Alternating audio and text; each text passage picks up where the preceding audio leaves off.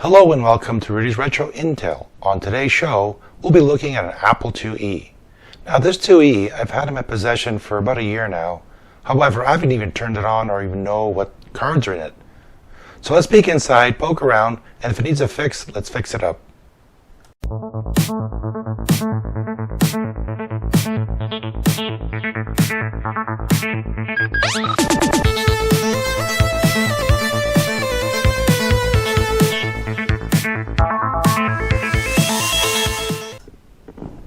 So here we have the IIe. It's in pretty good shape. It's got, the usual stickers from some school or library or whatever. It is a bit sticky. I think it needs a really good wash. Even the keys, they seem to be, they work, or they seem to work, but they're very sticky. So we'll have to do a cleanup. But in the meantime, let's open it up and see what cards are inside. So to do that, you just lift the back of the case, pull it off, and now we have access to inside the board, or inside the case. This computer has, let's take a look.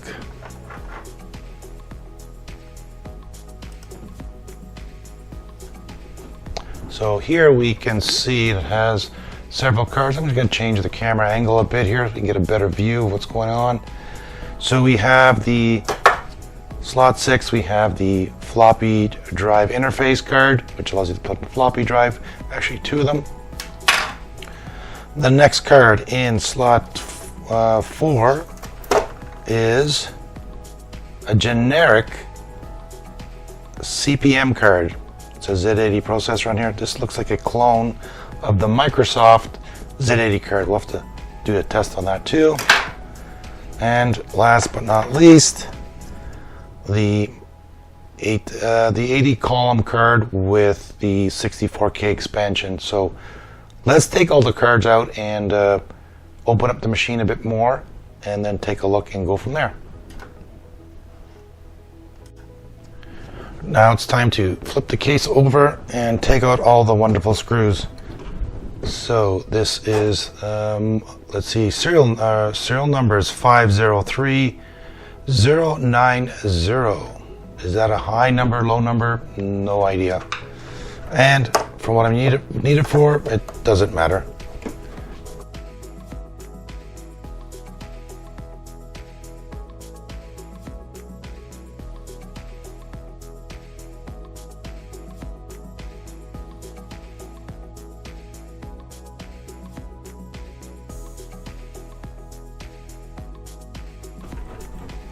Now we could do some tests from the top of the case, but I want to take the power supply out because the power supply on these Apple IIs, along with other computers, have a reefer cap, which we want to make sure we check and replace if needed, because the reefer caps are notorious for catching fire and releasing what they call the magic smoke. So let's pull this off, and here's the keyboard connector. Let's pull that out, and we can put this case to one side here, and the keyboard is out. I want to unplug this here. Let's see.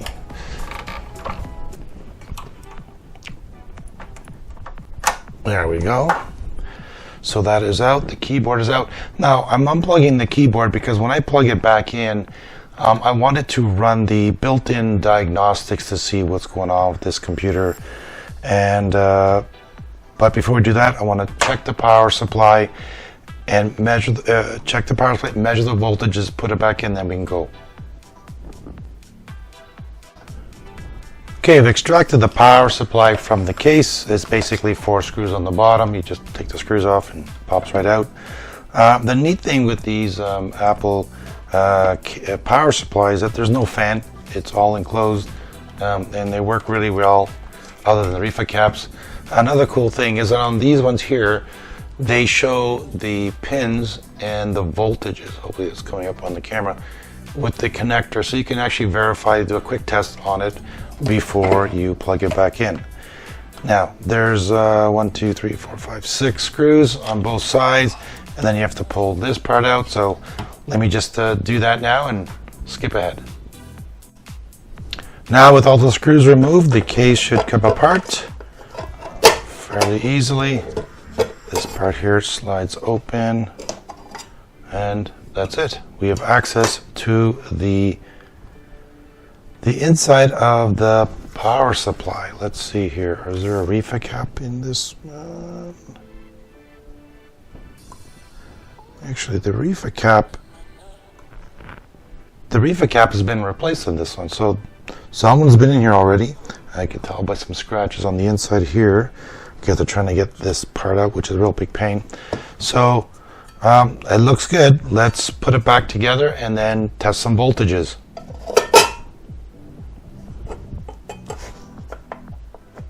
Okay, I have the power supply plugged in and have my multimeter here. Let's take a look at these voltages to see what we see. So let's try this.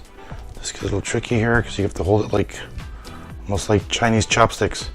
So I'm going to hold that one there, and we're going to get this reading. Is this thing on? No. That's probably why I'm not getting good readings. Let's turn it on. All right, so that's there. I'm getting 12 volts here, 12.44, good. Minus 4.8, which is good. This came out. And a little tricky, you gotta hold it kind of with 3 hands. We're getting 5.2 volts there, and should be minus 12, minus 11.23. Good, so it looks good. Let's put it back into the case and power up the motherboard.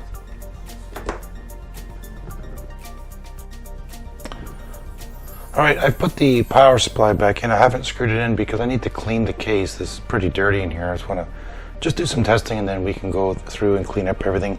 So I'm going to do the first test with the keyboard unplugged, and we'll see if the diagnostics come up. And no diagnostics, just some white bars. Interesting. All right, let me try plugging the keyboard in and see what happens when we turn that on. Oh, we're getting a beep, and we're also getting the Apple II symbol with logo, whatever you want to call it. That means, again, this is not an enhanced machine. This is just a stock, the IIe when it came out. Now, I've seen this error before. So I'm not sure if you know, but on my GitHub, I have a Excel spreadsheet with all the diagnostics I've done in the past, and what the symptoms and the resolutions to fix the problem. So let's refer to that and see if I can find this error on there. Okay, here's the spreadsheet I've put together. It's got tabs. You can easily jump to the tabs that are located in the bottom, just an easier kind of look and feel for it. The ones in blue are the ones I have quite a bit of information on, and the areas in yellow I don't have a lot yet, and we'll be populating them as I get more experience. So for today's diagnostics, you want to look at the IIe. So let's look at the IIe diagnostics, and then we'll go to the very top, and we can look under the symptoms, some of the observations, and then the diagnosis and the chip location. So this is boot and startup issues. No light, power, no, we are getting light. So let's see what else we got here. Issues with running. This is floppy drives. Issues with display. No video, no color, no sync, no text. Here we go. I was looking at this earlier, I guess. Getting Apple IIe prompt with double lines and inverse characters. Is it boot? No. It really should be no here, not unknown, but it should be no. Power line, yes. Is it beep? Yes. Screen, we're not sure. Floppy drive, we don't know. Cassette, we don't know. It's we're seeing here the memory management unit, the MMU, which is on in location E4. So I'm going to pull up my spare board, pull out the MMU of that one, and we'll pop it into this, and we'll see if this works. The MMU is located at E4, which is this location here. Maybe I'll pull up my other spare here. This says MMU right on the board there. So this is the chip we want to replace. This is a good known board. I use it for parts because I need to get a keyboard controller. I have to order one from Joe's Computer Museum. He has replacement chips for this. But in the meantime, we can pull this one out and pop it in the machine and see if that is causing the problem. So let's get our IC puller, extractor, or whatever they're called. And this one isn't very good. Okay, so that one is out. And we'll go to our other board, pull that one.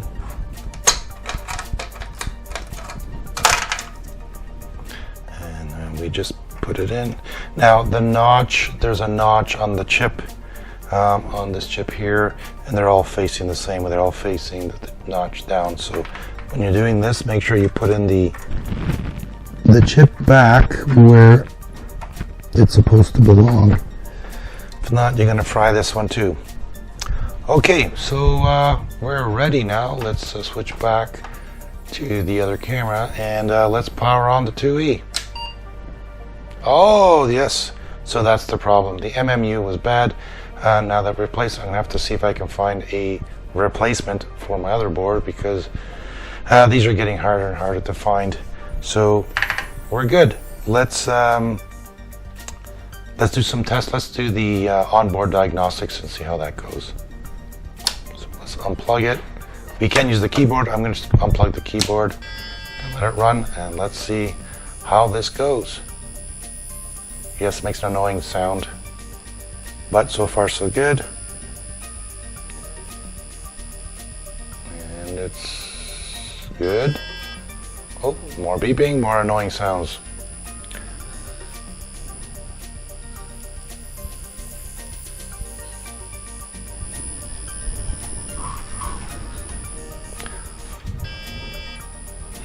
There's still, oh, I know, the keyboard is unplugged. That's why it keeps recycling itself. So let's put the keyboard in and then power it on, and then hit the control, open Apple, close Apple, escape, reset. This runs the memory, the onboard diagnostics. You can do it from the keyboard. So let's see what happens here. If it does the same thing, then there's something else wrong with the board. If it doesn't, it should come up with the, I believe, system OK. Oh, kernel OK. There you go. So our tests are excellent. We're good to go. We can clean the board. We'll do that later with the keyboard and the case. But I'm curious to see if those cards that we've had purchased or got with the unit work. Let's try those out. So with the machine, looks like it's good to go. Let's start testing cards. The first card I want to test is the 80 column card, which has an additional 64K of memory. So let's plug that in. This goes into the auxiliary slot here. So pop that in like so. And then we turn on the unit. And we're here at the Apple prompt. To activate the card, it's PR number 3. Yes, and we can see we're running in 80 column mode, so that's good. We'll have to do additional tests later with some software to see if all the memory is good. But in the meantime, let's move on to the floppy drive interface card. Next, like I said, the floppy drive is next, the floppy drive controller.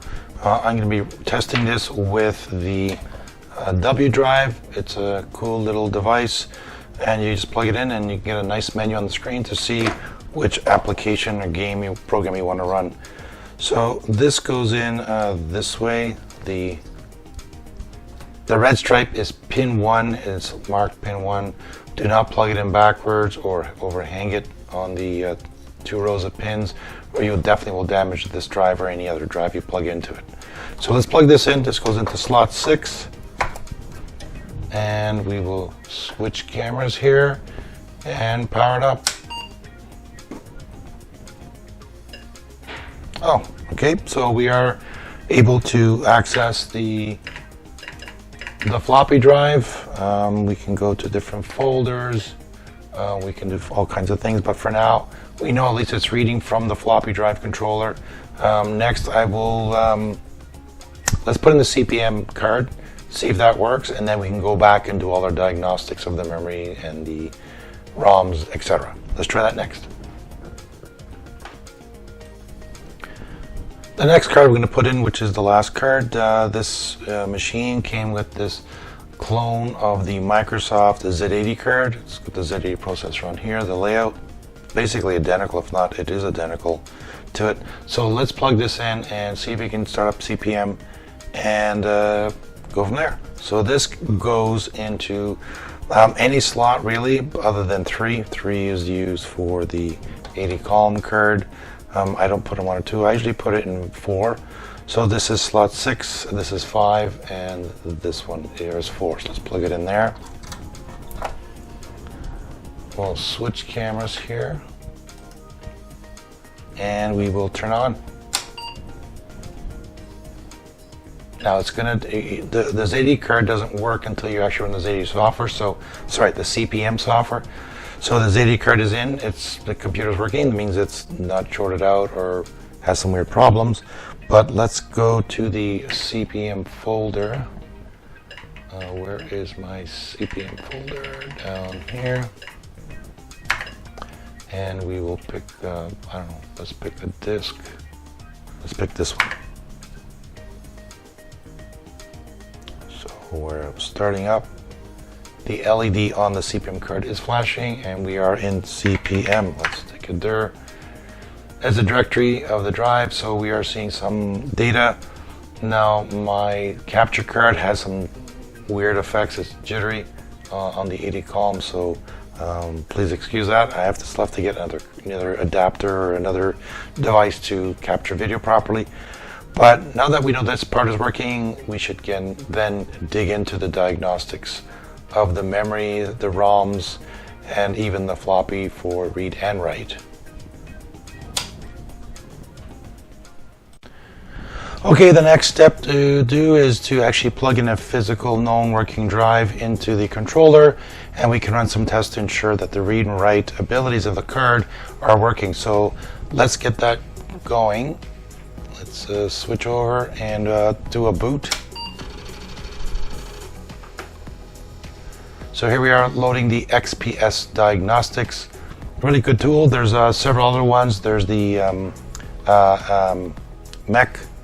MECC Diagnostics, and there's a couple other ones, but I like using this one here, so let's take a look at this one.